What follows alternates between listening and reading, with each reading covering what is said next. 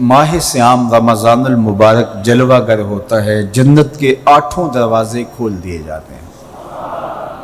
جہنم کے دروازے بند کر دیے جاتے ہیں اور شیاطین جکڑ دیے جاتے ہیں۔ اللہ جل شانہ اس موسم رحمت میں خاص عنایات اپنے بندوں پہ فرماتا ہے۔ ایک نفل ادا کرنے سے فرض ادا کرنے کا ثواب ملتا ہے اور ایک فرض ادا کرنے سے 70 فرائض ادا کرنے کا ثواب ملتا ہے۔ اسی طرح راہ خدا میں 1 روپیہ دو گے تو 70 روپے خرچ کرنے کا ثواب ملے گا۔ اسی طرح باقی نیکیاں بھی جتنی بھی ہم کرتے ہیں وہ ایک نیکی کریں گے تو 70 گنا اجر ماہ سیام میں ہمیں نصیب ہوتا ہے۔ اس لیے اہل ایمان کا یہ طریقہ ہے کہ وہ اس مہینے میں کثرت کے ساتھ تلاوت کرتے ہیں،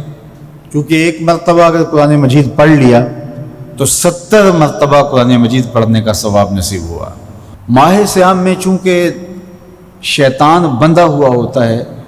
تو ہم اپنے آپ کو نیکی کی طرف اگر لانا چاہیں تو اتنی رکاوٹیں نہیں ہوتی جتنی عام دنوں میں ہوتی ہیں، لیکن اس کے باوجود بہت سارے لوگ ہیں جو رات کو بڑا پکا ارادہ کر کے سوتے ہیں کہ میں صبح وقت پہ اٹھوں گا اور نوافل بھی پڑھوں گا اور نماز بھی ادا کروں گا، لیکن جب صبح ہوتی ہے تو انہیں یا تو جاگ نہیں آتی یا نیند سے بیدار ہو جاتے ہیں، بستر سے اٹھا نہیں جاتا۔ جبکہ وہی شخص انہوں نے صبح سبزی منڈی جانا ہو تو چھلانگ لگا کے اٹھتے ہیں اور سبزی منڈی پہنچتے بھی ہیں۔ سستی طبیعت کا کسل نہیں ہوتا۔ عمومی طور پہ ہم اپنے آپ کو بیمار تصور کر لیتے ہیں اور سستی اور کسل کا نام دے کر کے، بہانہ دے کر کے ہم کہتے ہیں کہ بس کیا کریں، ہم کو ارادہ کرتے ہیں روز لیکن ہم سے اٹھا نہیں جاتا، بس طبیعت اس طرح کی ہے، کسل ہے، سستی ہے۔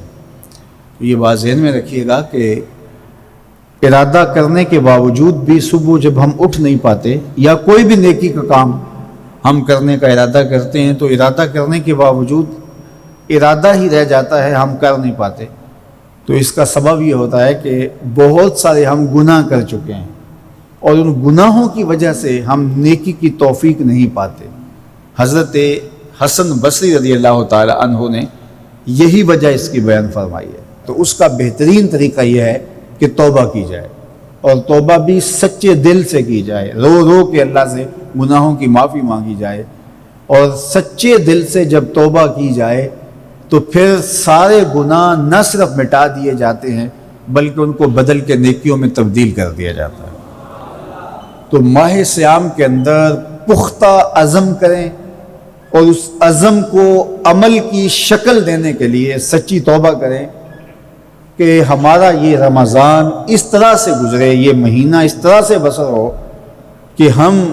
اس مہینے میں اللہ تعالیٰ کی قربت حاصل کر لیں، ہم گناہوں سے پاک ہو جائیں اور ہم جو ثمرات ہیں، جو فوائد ہیں اس مہینے کے، وہ ہم سمیٹ سکیں۔ تو یہ وہ مہینہ ہے جس کے انتظار میں میرے اور آپ کے آقا و مولا اپنی آنکھیں لگائے ہوتے تھے اور دن گن گن کے وقت گزارتے تھے کہ ماہ سیام آ رہا ہے۔ تو اس مہینے کا عزت کے ساتھ، تکریم کے ساتھ، اعزاز کے ساتھ استقبال کرو اور اس کو پلکوں پہ بٹھاؤ، اس کو دل پہ بٹھاؤ۔ اس مہینے کی تکریم یہ ہے کہ اس میں ہر برا کام چھوڑ دیا جائے۔ اگر کوئی شخص برا کام نہیں چھوڑتا اور روزے رکھتا ہے تو میرے اور آپ کے آقا و مولا کا ایک فرمان سن لیجئے، من لم یدع قول الزور والعمل بہ فلیس للہ حاجۃ فی ان یدع طعامہ وشرابہ۔ فرمایا کہ جو جھوٹ اور برے کام نہیں چھوڑتا اس کے بھوکا اور پیاسا رہنے کی اللہ کو کوئی ضرورت نہیں ہے۔ تو روزہ خوراک بچاؤ مہم نہیں ہے جو چلائی جاتی ہے، بلکہ یہ تزکیہ نفس کا موسم ہے، باطن کی صفائی کا موسم ہے، اور باطن کی صفائی نہیں ہوتی جب تک ہم کوشش کریں۔ آپ کے بدن پہ بہت ساری میل چڑھی ہوئی ہے اور جمی ہوئی ہے بدن کے ایک ایک عضو پہ میل، تو آپ پانی میں چھلانگ لگا کے باہر بھی آ جاتے ہیں تو میل نہیں اترتی، چلو کچھ نہ کچھ فرق تو ضرور پڑ جاتا ہے لیکن میل نہیں اترے گی۔ میل کب اترے گی؟ جب آپ اپنے بدن کو مل مل کے اس کے اوپر صابن لگا کر کے اچھی طرح سے اس کو جب اتاریں گے محنت کوشش سے تو پھر آپ کا بدن مہک جائے گا، ہلکا پھلکا ہو جائے گا، میل اتر جائے گی۔ یہ موسم رحمت ہے، اللہ کی رحمتوں کا میہ برسے گا، اس سے کچھ نہ کچھ فائدہ تو ہوگا ہی، لیکن حقیقی فائدہ وہی حاصل کرے گا جو اپنے گناہوں کو مل مل کے دھوئے گا اور اپنے آپ کو صاف کرنے کی کوشش کرے گا۔ تو اپنے من کے میل اتارنے ہیں، اپنے باطن کے میل اتارنے ہیں، اپنے اعمال کی درستگی کی کوشش کرنی ہے۔ صلاۃ التراویح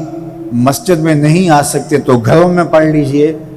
جس طرح بڑی عمر والے لوگوں کو، بیمار لوگوں کو کہا گیا کہ آپ گھروں میں پڑھ لیں، بچوں کو کہا گیا،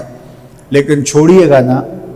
یہ رمضان المبارک کا خاص عمل ہے۔ آج کل دین بیزار طبقہ مختلف جگہوں پہ بیٹھ کے مسجد پر، مدرسے پر، تراویح پر، ان چیزوں پر تبصرہ کر رہا ہے اور اتنا ہلکا ثابت کرنا چاہ رہا ہے ان امور کو جس طرح یہ چیزیں ہوتی کچھ نہیں ہیں،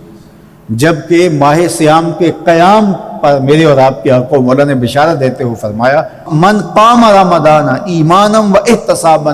غفر له ما تقدم من ذنبہ، جس نے رمضان المبارک کی راتوں میں قیام کیا ایمان اور محاسبہ نفس کے ساتھ، اللہ اس کے پچھلے سارے گناہ معاف فرما دیتا ہے۔